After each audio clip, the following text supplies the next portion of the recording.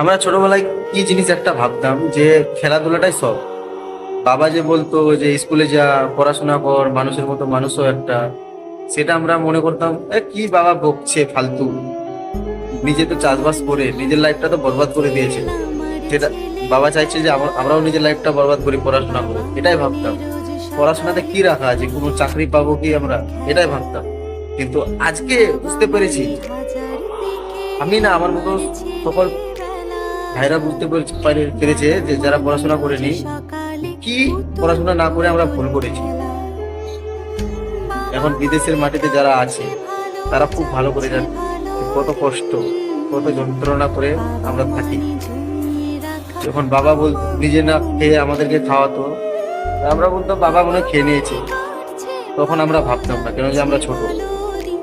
এখন বুঝতে পেরেছি যে সামনে ঈদ আসছে, ঈদে এখনো আমরা একটা কাপড় কিনতে পারিনি। এখন বুঝতে পেরেছি যে বাবা কি কষ্ট করেছে আমাদের জন্য, নিজে না খেয়ে নিজে না ঘুমায় আমাদেরকে ঘুমিয়েছে, খাওয়া দাওয়া করাইছে। আজকে বুঝতে পারছি যে কত কষ্ট ছেলেদের জীবন। বাবারা বলতো পড়াশোনা কর, নিজের পায়ে দাঁড়া। আজকে নিজের পায়ে দাঁড়াইছি কিন্তু কোনো লাভ নাই, কোনো কাজের নাই আমার।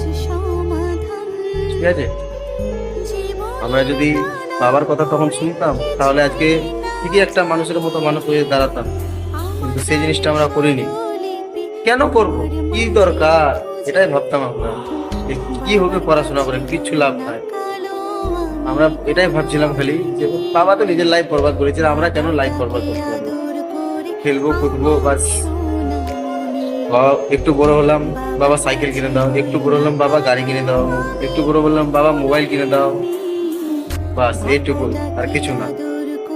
বাবা যে না খেয়ে না ঈদের একটা কাপড় নিত না, বাবা আমাদেরকে কাপড় কিনে দিত। এখন বুঝতে পেরেছি যে সংসারের কি চাপ, বাবা কিভাবে সংসার চালাতো। আজকে যদি বলে বাবা আমাকে যে তুই সংসার চালা, তাহলে তো আমার ক্ষমতা নাই যে বলবো যে সংসার চালাবো। কি চাপ আজকে জানতে পেরেছি। এত কষ্ট করেছে বাবা আমাদের জন্য, কি বলবো তোমাদেরকে।